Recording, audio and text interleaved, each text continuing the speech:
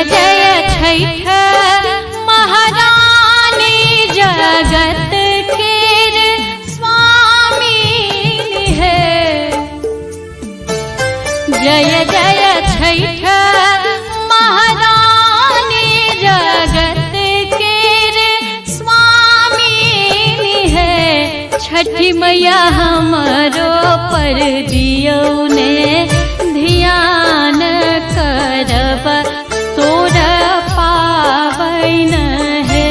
छठी मैया हमरो पर दियो ने ध्यान करब तोर पावन है।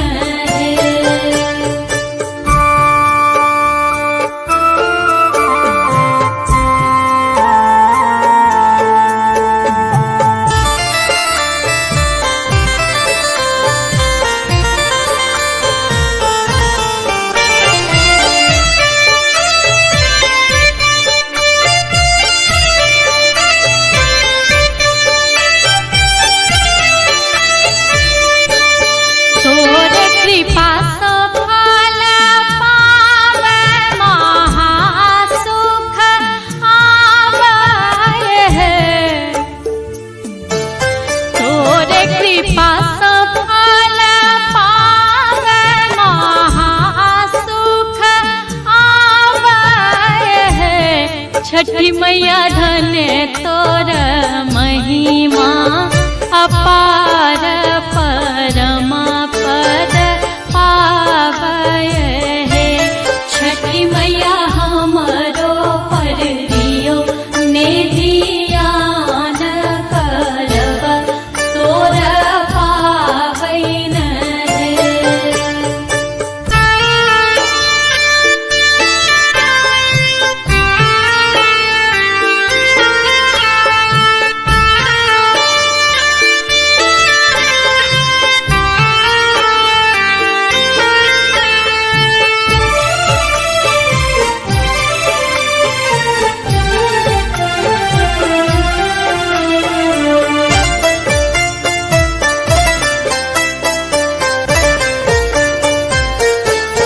अन्हरा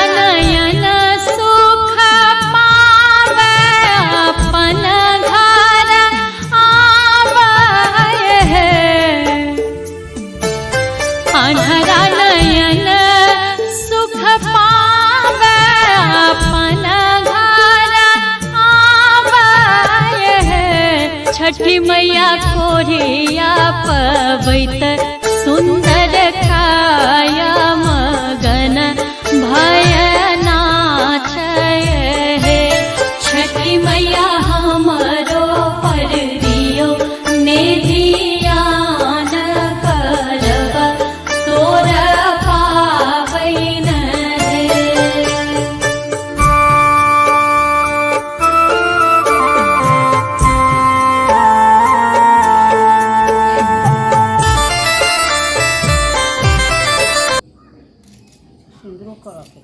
माँ के निर्जल व्रत एतेक कठिन व्रत संपन्न भेलै।